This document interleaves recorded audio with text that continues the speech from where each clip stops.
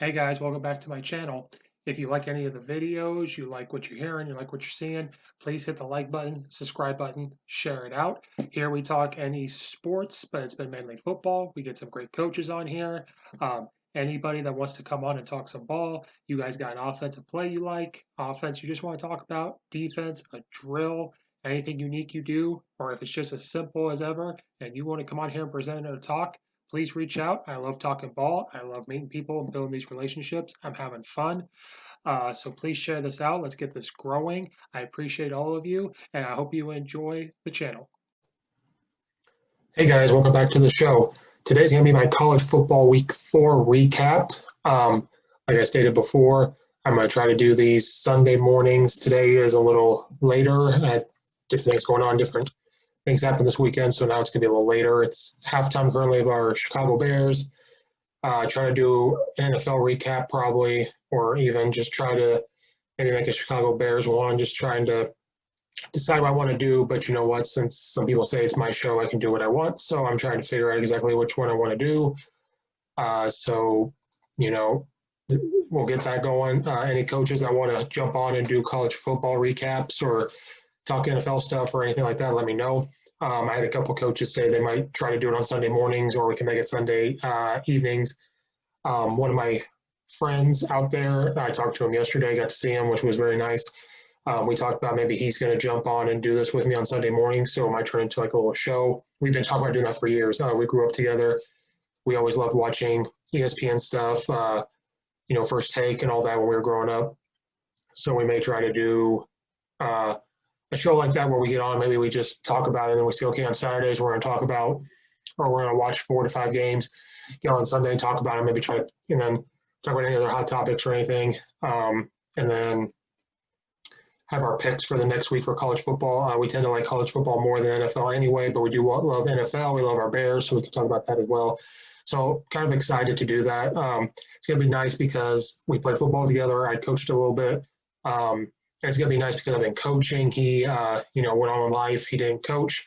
So it's going to be nice to have that, I think, that balance of, I watch it as a fan and as a coach, and he's going to watch it as a fan and have different perspective on it. So I think it's going to be a good thing to try to do. But it's always open to anybody. We talked about if a coach or anybody wants to go and do it, we can. So please reach out to do that. I didn't want to talk about that many games, but there were so many good ones yesterday. I didn't get to see some of it, but a lot of it I got to. So we'll just go over some here. I try to make these shows not as long when it's just me. If I get my friend on here, we'll try to make it a little longer. We might even get into the live YouTube stuff. We never know. So again, I appreciate you guys watching. Please give a thumbs up, subscribe, like, share it out, reach out. Yesterday was the first game for my Alabama Crimson Tide. They played Missouri. They won 38-19. They beat Missouri, which we all called for. With Alabama, you never know how many points they're going to score. If you guys ever heard of Brandon Lang, he's a big-time sports bettor. There was a movie, I think it was Two for the Money. He said he would love to call Nick Saban and say, hey, how much are you going to win by? Because you never know. It could be 40 points, 50 points, 20 points. Kind of depends on what Coach Saban wants to win by. It was a debut for them. They had 28 points at halftime. It was 28-3, and then they kind of took the foot off the gas pedal a little bit. Their new quarterback after Tua was gone, Jones, he was 18 of 24 for 249 yards and 2 touchdowns. Rushing game was pretty good. Harris had 98 yards and 3 touchdowns on 17 carries. Their big-time receiver for Alabama was Waddle. I said that wrong, but I apologize. He had 8 receptions for 134 yards and 2 touchdowns. So Alabama's Alabama. They're going to get right. They're going to, they always come out either really, really, really good the first game or they're just And I think they were good and at the same time. So look out for Alabama. I could see them winning the national championship this year. It could come down between them and Clemson once again, but that was not a shocking game. I just want to talk about Alabama since I'm a big Nick Saban fan. Another game I got to catch a lot of, I really wanted to watch the Ole Miss play Florida Gators. And Florida, I didn't know what they were going to do this year. They're always, ever since Tim Tebow and them have left, they're like really good half the season, and then the other half they're not so much, or like every other game. Man, they looked really, really good yesterday. But I was really excited to see what a Lane Kiffin team was going to do. Florida's got some big guys, some fast guys. Their offensive line was massive, but so was Ole Miss. They had some athletes. They've got some big guys. I think once Lane Kiffin gets some of his recruits in there and they adapt to what he wants to do, that new up-tempo offense that Lane wants to do. He's trying to incorporate some of the stuff he did at Alabama and what he did at FAU when he had Briles there as his offense coordinator, Briles' son. I think his name's Kendall Briles. So they're trying to incorporate both. So once Ole Miss gets it going, Florida won 51-35. Florida scored a lot of points, but then Ole Miss kind of let Ole Miss hang around a little bit. That quarterback for Florida, Trask, I hope I said that right, 30 of 42, 416 yards and 6 touchdowns. That's the most touchdowns thrown since Joe Burrow did last year. He looked good. I don't know if he's going to be exactly what Joe Burrow was, but he was throwing good. It looks like a Joe Burrow throwing type. Florida was just very balanced. They look like they're on a mission to try to get back to what they were when Tim Tebow and Urban Meyer were there. I wouldn't be surprised if they sneak in behind Alabama. They might be right there. They might compete for that SEC championship, whatever they want to do this year. And maybe they can compete with Alabama. Maybe they're going to make it a good game. Maybe Dan Mullen down there is finally getting it rolling.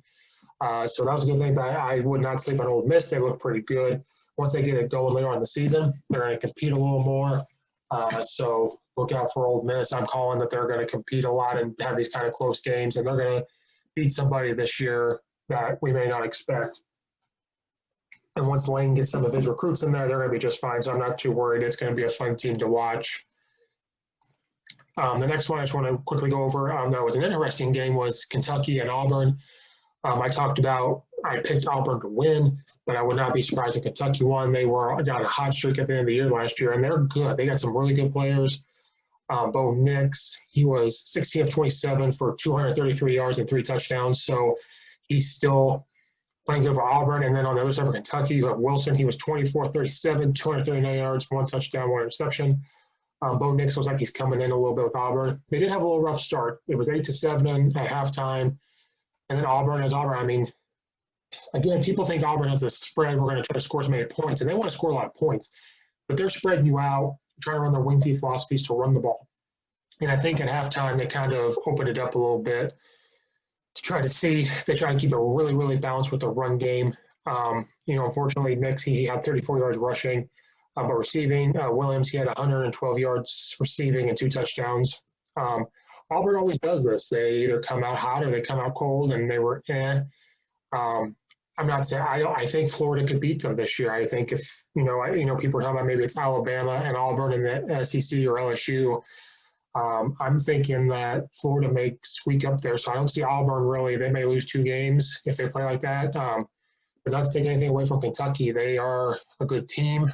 I called it. We were on a podcast with Coach Sheffer, the Armchair Coaching Podcast. You guys need to go check it out, and it's on YouTube. Kentucky's good, so they're going to compete. It was a really close game. They could have won. It was 8-7 at halftime, and then Auburn only scored 7 in the third, and Kentucky scored 6. So, still winning by 1, and then all of a sudden, Kentucky just couldn't score, and Auburn goes on to score 14 in the fourth quarter. So I think Auburn's going to put it together again, and be competitive. It may come down to Alabama and Florida, because I'm telling you, Florida looked pretty good, and I know it was Ole Miss, but it could come down between them. I don't know if Auburn's going to quite do it this year, but again, Auburn always plays really well against Alabama. Just one thing I want to point out, Vanderbilt and Texas A&M, I didn't get to see that game, but when you look at what happened, I saw it was 7-5 at halftime, Texas A&M winning, and Texas A&M won 17-12. But Vanderbilt, we talked about on the other podcast how that's a team that we just think they're never going to win a game. They came out and said, screw it, they're going to come out and play. That's what I saw, and I saw Texas A&M just kind of overlooking them, and people think Texas A&M is going to, compete in this SEC, and I think they need to go back to the Big 12. I don't think they need to be in the SEC. I don't think they're going to do anything. People say, give them a couple years. I just don't see it. I'm not seeing it. I don't see them really. They might compete a little bit, but to play good. Congratulations to Vanderbilt for keeping it close. Their quarterback was 20 for 29, 150 yards, 1 touchdown, but they were spreading the ball out. They had a decent running game. When you look at the numbers, and then Texas A&M, their quarterback was 17 of 28 for 189 yards and only 1 touchdown. I mean, Vanderbilt played tough, and if they play tough like that, they're going to compete. So I think Texas A&M is in trouble. At the time they were playing, we'll get to the AP Top 25 here in a second. They were number 10, and they did not play like a number 10 team. I don't think they need to be in the SEC. I don't think that's where they belong. They belong in like a Big 12 something, or a Big 10 would be a lot of travel. But man, they need to leave.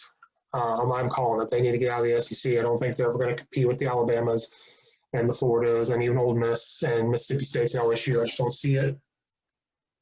Jimbo Fisher's a Nick Saban disciple, but I'm just not seeing it. One that got talked about a lot on social media. Army was going to Cincinnati, and I believe I picked Army because Army was on a mission. They come out, punch you in the mouth, and they were ready to go. Cincinnati was ranked 14th in the nation at that point, and Army was 22.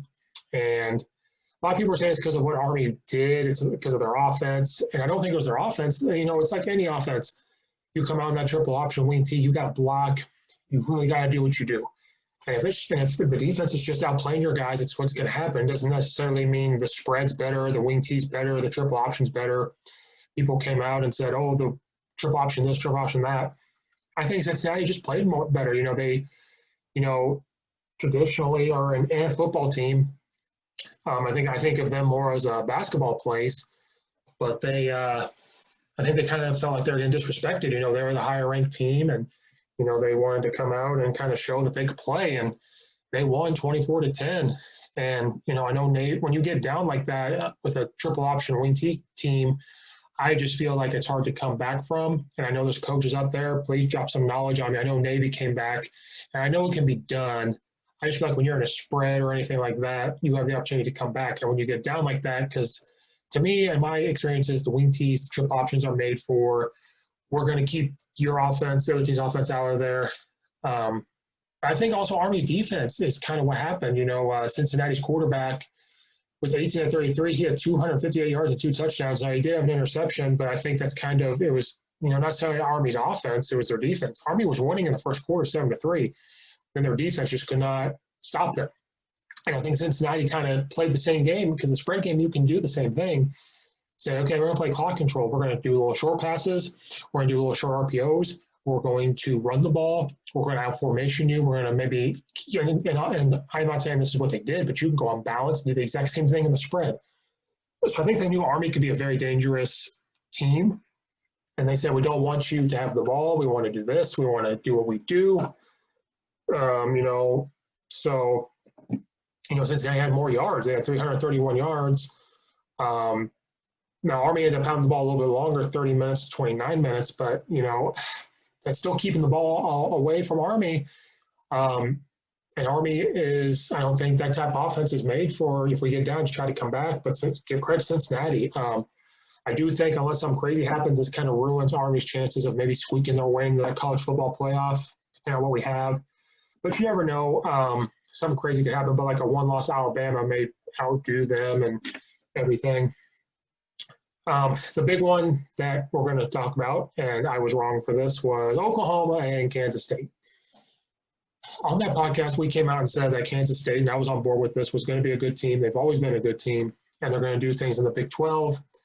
But then they came out and lost the first game bad. It was an upset. So then I said, okay, they're not what they were. They're going to play Oklahoma. Oklahoma has a chip on their shoulder from this game. Kansas State's always been the thorn in their backside. And when Kansas State beat Oklahoma last year from their undefeated season, even I kind of said, they're going to come out and have that revenge factor. But I did say this. I picked Oklahoma to win. I didn't think it was going to be a huge win. I came out and said all kind of depends on their quarterback, that Radler kid. I said if he comes out and he can play and he's not trying to do too much, and if he comes out and does well, they're going to win. If he comes out and is not doing exactly what they need to do, it's not going to work. And I think Kansas State took that loss they had personally, and they came out, and said, okay, we're going to beat Oklahoma. We're going to stop them from maybe getting that college football playoff. We're going to show them that we can bounce back, and they did. And shame on me for maybe doubting Kansas State a little bit. But they came out and played well. Their quarterback for Kansas State, Skylar Thompson, was 18 of 25 for 334 yards. He averaged 13.4 yards of completion and 1 touchdown. So they did what they needed to do. They had a lot of people run the ball. Shout out to Jacardi Wright. He played for Decatur St. Teresa. A coach I coached for, son played with him. So I know Jacardi Wright, I think he's the top leading rusher in the state of Illinois, or one of them. He's very, very good. So shout out to him. He got one carry for 6 yards, but still, I think it's his first or second year there. So shout out to him. So they had a lot of guys run the ball. Receiving, Vaughn for Kansas State had 129 yards receiving. He averaged 32 yards catch. Mosi, I hope I said that right, for Kansas State, he had one catch for 78 yards. I mean, so they were just spreading it out. Again, Oklahoma's defense has always been, in the past, it's always been that bend, don't break, and if it breaks, it's bad. So shout out to Kansas State winning 38-35. Spencer Rattler, I mean, I'm going to give you these numbers, and I'll give you the number that kind of hurt them. He was 30 of 41 for 387 yards, 9.4 yards a completion, and 4 touchdowns. You hear that and you go, oh my gosh, they could win. But the kicker is he had 3 interceptions. So, the percentage, the more interceptions you have, the percentage goes higher if you're going to lose the game no matter what it is. And so, the Oklahoma defense just could not stop them from spreading the ball out. Were they worried about Kansas State running the ball? I don't know. I know one of the running backs for Kansas State had 3 touchdowns. Skylar Thompson, he had 9 carries for 10 yards, but man, he had 3 touchdowns. So that means they get into the red zone and they just couldn't stop the run. For 3 interceptions for Oklahoma, just killed them. So I said it all goes by Rattler. He's a young guy. He's going to carry that team, and we're going to see what Lincoln Riley can do. He's a good coach, but he's been very, very blessed. To have Baker Mayfield, Kyler Murray, and then have Hurst transfer in. So now you have a guy that you recruited, Spencer Rattler, sat back. You've got to coach him. You got to develop him. You got to give him some confidence. Once those 3 interceptions, and they give the ball back, I think Oklahoma wins. It might be like a 35-28 or 27 type of score. But we're going to see what Oklahoma's made of. We're going to see what that young guy can do. Lincoln Riley, you're going to have to, and Spencer fumbled it. So, I mean, you're going to have to coach him up. You're going to have to, give him some confidence. Those numbers are good. It's just interceptions. So, he's trying to be like a, Kyler Murray and flinging this and that. So we're going to see if he can bounce back. But that's the big one. So shame on me for going against Kansas State. I'll try not to do that again. I'm not the biggest fan of Oklahoma. I do like their offense and Lincoln Riley, but Oklahoma as a whole I have not really been the biggest fan of. But so, shame on me for going against them.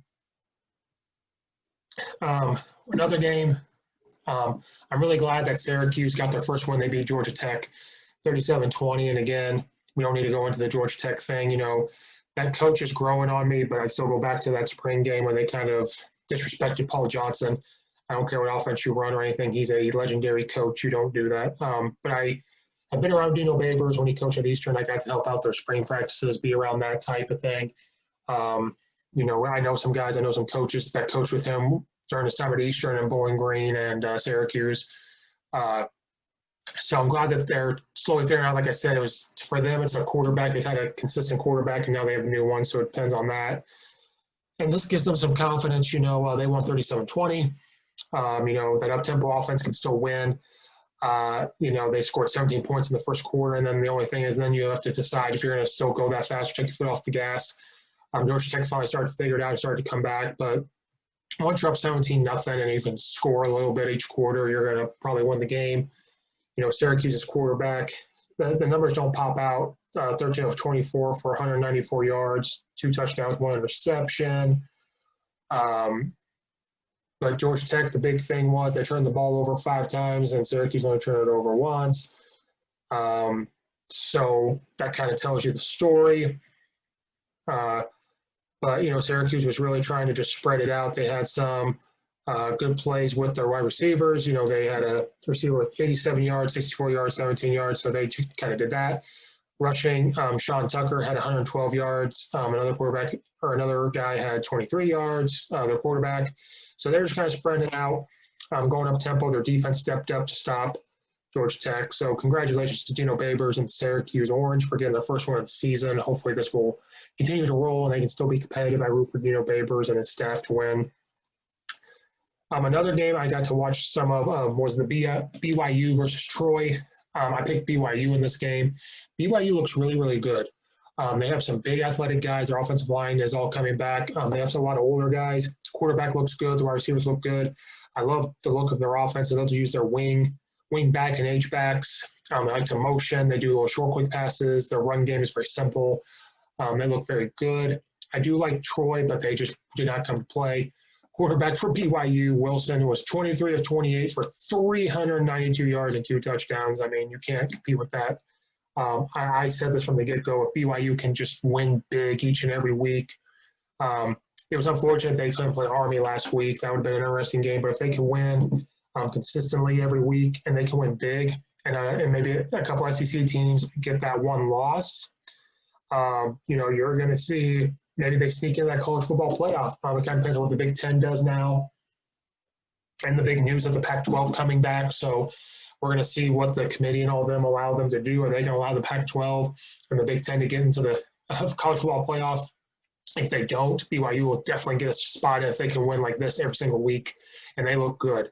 I don't know if necessarily it's going to be Alabama good and all that, but I think if you get confidence and they buy in and they do things, they're fine. So BYU does look really good. I'm slowly becoming a fan of BYU. I think they're going to do some really good things. So, look out for them. They won big. I think Troy will be okay, but they ran into that monster of BYU. They like I said, they spread it out. The quarterback had a big game. Their wide receivers, Dax, I'm just saying his first name, I can't say his last name. He was got 7 receptions for 140 yards.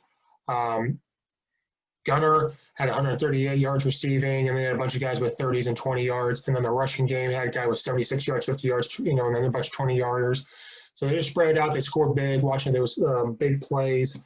Their defense, they run a 3-4 defense, and they slant a lot of guys. They'll slant their D-line and then bring a backer off the backside and this and that. So that 3-4 you can mess with a little bit. So they played really well. Please watch out for BYU, guys. We cannot sleep on them.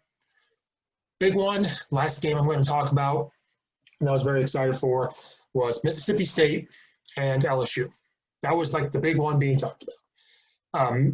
Mike Leach coming out with his air raid offense against the defending champs of the LSU Tigers. Now, LSU, people might make excuses, but Coach O is not going to make any excuses. They lost a lot of players from graduation and going to the NFL. He lost, I think, over half his coaching staff going to different colleges, getting head jobs, or going to the NFL. And he's not going to make excuses. He had to refill his coaching staff, which I think he does still have a good coaching staff. They had to replace some players. They have some good players. They had some players opt out, though, I know, due to everything that's going on. But they're not going to make excuses. LSU still look good. So, they're not going to, sit back and take anything. They're not going to say this for that. And it was a close game. I mean, Mississippi State was up 3-0 in the first quarter. Then Mississippi State was up 17-14. And then at halftime, and then, they both scored 10 points in the third quarter. But then the fourth quarter, Mississippi State scored 17, LSU only scored 10. So, I think this is the most talent Coach Lee just had his first year being a head coach. When he went to Texas Tech, it was terrible. And he had to rebuild it, and he finally got it going. And then that whole debacle happened of how he had to leave. And then he got to Washington State, they had some good players, but they didn't know what to do with them. And, they went down. And then he finally built that up, and now he comes to Mississippi State. He kind of looked out getting Costello coming from Stanford. But I think Mike Leach is a breath of fresh air for that program. I think he brings a lot of confidence. He brings a lot of toughness. He brings, some fun for those kids to play an offense like that, and just, a breath of fresh air. They can kind of be themselves. They don't have to be afraid to make mistakes. He wants them to win every single day. It's bigger than just football. And then I think, people said the air raid can't work in the SEC, and I think this was a game where, if it's on, it's on. If it's not, it's not. So it was on. They were confident. Costello, he is the only SEC quarterback ever to throw for over 600 yards in a game. He was 36 of 60, which 60 is just a crazy amount of throws for 623 yards. He had 5 touchdowns. Now, if you sling it like that, he does have 2 interceptions, but he made up for it with the 5 touchdowns. But LSU, they still have some good numbers. Brandon, their quarterback, was 27 of 46. He had 345 yards, 3 touchdowns, 2 interceptions. So they still had some good numbers. They played well, guys. I'm saying LSU still played well. They had a young defensive back. I don't think they really see an air raid offense that's going to do this over and over. They didn't have time to plan, but again, I hope Mike Leach continues to win. But, I was caught up in it too, but I have to say, it's the first game. Once people start studying and figuring it out, I think it's going to be a lot more competitive. But I still think Mike Leach, if he has the guys like he does now at Mississippi State, and he's able to do some of the things and make his simple adjustments, He's going to compete in the SEC. Once he starts getting his real recruits in, they're going to do well. But to do this with the kids that are there is phenomenal. This was a really tough game for me because I love Coach O. I love Mike Leach. It was a hard pick. I think one time I picked LSU, but another time I said, you know what, I want Mississippi State to win. I'm going to pick them in the upset. They did it. Coach Leach is a great coach. People saying that the air raid can't work in SEC or you don't know. It can work. He's going to prove it can work. It worked when he was at Kentucky way back when. It's going to prove that it can be competitive. I think they ran the ball pretty well. They have some guys that can run the ball at Mississippi State, so when the quarterback audibles to that, they're going to do well. So that was a fun game for all. So watch out for Mississippi State, guys. All right. So those are my college football recaps. I did more games than what I probably should. Like I said, if I start getting this going with my friend or another coach, but especially if it's my friend, we're going to do smaller games. And then only focus on 4 or 5 games and then maybe just quickly talk about others. We're going to try to get the top 25 pulled up here. Going into week 5, you have your AP top 25 in your coaches poll. Your AP top 25, you have Clemson at number 1, Alabama at number 2. Clemson did not play last week. Florida jumped up to number 3. Georgia is at number 4. Notre Dame did not play this week. They are sitting at number 5. They've put Ohio State back in. They have not played. They will not play until October. They are number 6. Auburn jumped up to number 7. The Miami Hurricanes, watch out for them. Maybe the U is back. They're at number 8. Texas got away with a scare. They were winning big against Texas Tech, but then Texas Tech came back. Then Texas had to win in overtime. They are number 9. They put Penn State, who is not going to play until October, at number 10. UCF won big. They went to number 11. North Carolina is now ranked at number 12. I don't think they played last week. Texas A&M dropped 3 spots to number 13. Like I said, I just don't think they belong in the SEC. Oregon is at number 14. They have not played. They will come back and play in November, so they put them back in. Cincinnati is now number 15. Mississippi State was not ranked, and they jumped all the way up to number 16. After that big win, so they got to keep it. Oklahoma State is 17. Oklahoma dropped 15 spots after that loss, guys. 15 spots all the way down to 18. Wisconsin, they threw in because the Big Ten's coming back as well.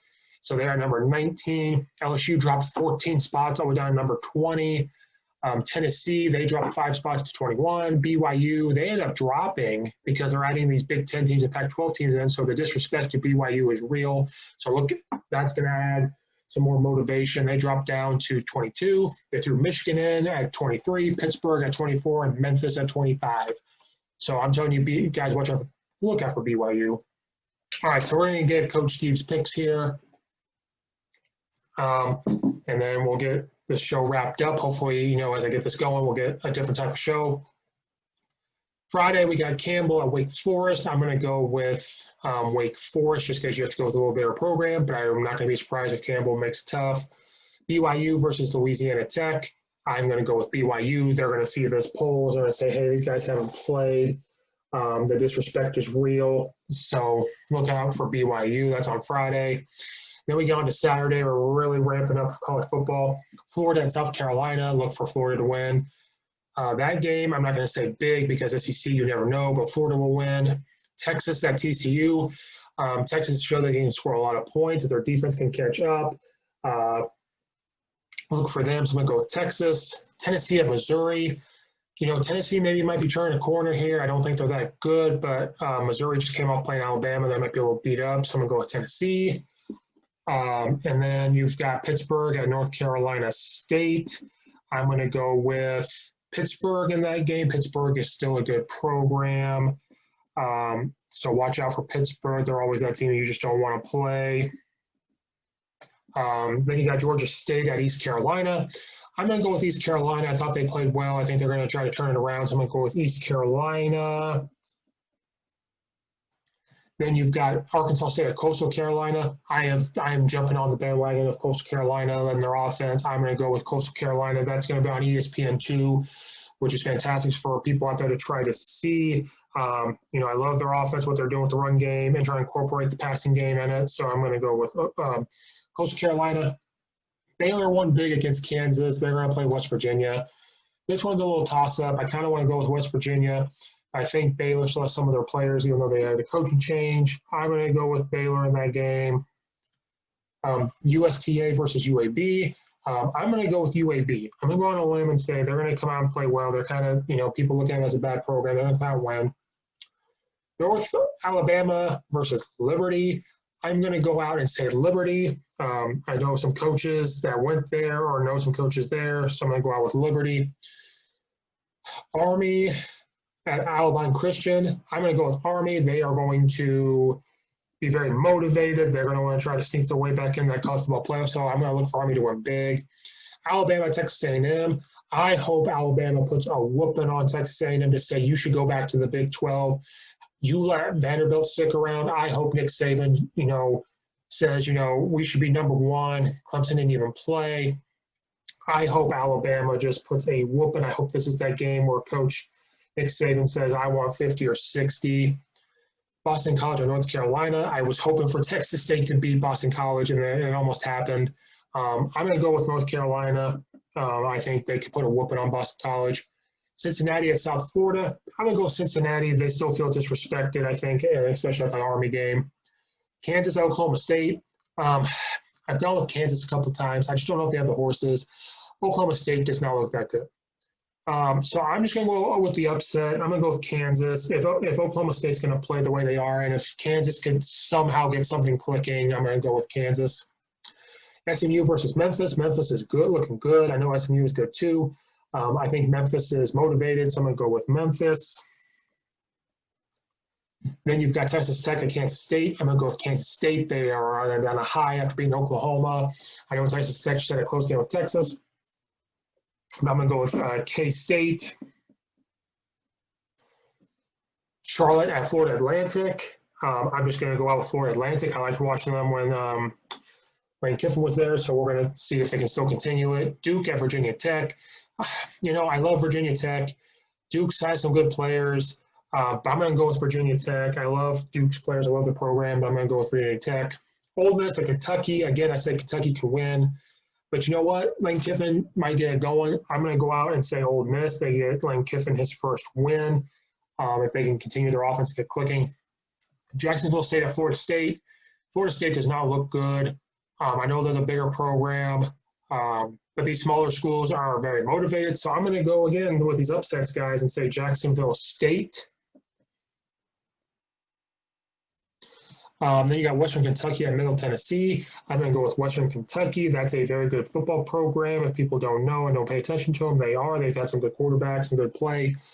Then you got Navy at Air Force, which is very exciting. I think Navy, learned from their first week, so I think they're going to come out and win. So I'm going to go with Navy. They're going to try to get it turned around.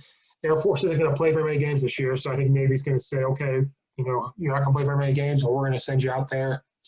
Georgia Southern at UL Monroe. I'm going to go with Georgia Southern. They have a good football program, a good culture, so I'm going to go with Georgia Southern. Auburn at Georgia. Again, Auburn is that, toss-up. I'm going to go with Georgia. I know they have a quarterback issue. I'm trying to figure out their identity with that. But sometimes defenses do win. So I'm going to go on a limb here and say Georgia, but I'm not going to be surprised if Auburn does get it going and they win, if Bo Nix can get it going. I'll say UCF. UCF, they felt disrespected a couple of years. I was one of those that said they shouldn't have been in the college football playoff. So it's people like me that are going to motivate them. I think they win big against Tulsa. Mississippi State and Arkansas. Mississippi State's going to be on a high. I think Mike Leach is going to keep them, planted, saying, hey, yeah, we beat them because it was the first game. If it was later in the season, it may not have happened. So if they can continue to go with it, I'm going to go with the Pirate and Mississippi State. Air raid can work. Oklahoma and Iowa State. Iowa State kind of shocked me. I thought they were going to be on the down. Oklahoma, if they can't do, I don't know. This is one of those trap games, I think. I'm going to go with Oklahoma just because it's Iowa State. But don't be surprised if Iowa State wins. LSU at Vanderbilt. Vanderbilt kept it close against Texas A&M, but Texas A&M belongs in the Big 12. LSU is going to be very motivated after that Mississippi State game. So look out for LSU to get back on the map. North Texas, I have over Southern Mississippi. – Clemson, I think, is going to win over Virginia. Then I think Troy's going to bounce back. South Alabama is pretty good, but I'm going to go with Troy. So there's my picks for the week, guys, and there was my college football recap. Thank you guys for watching again. Please like, subscribe, share this out. If you guys want to be a part of it, let me know. Hopefully, like I said, we'll get this show going. I hope everybody's enjoying their college football NFL Sunday. So, guys, thanks for listening. Please check out stuff on podcast form as well. Getting some great stuff on there, great coaches. So, guys, I'll see you guys on the next one.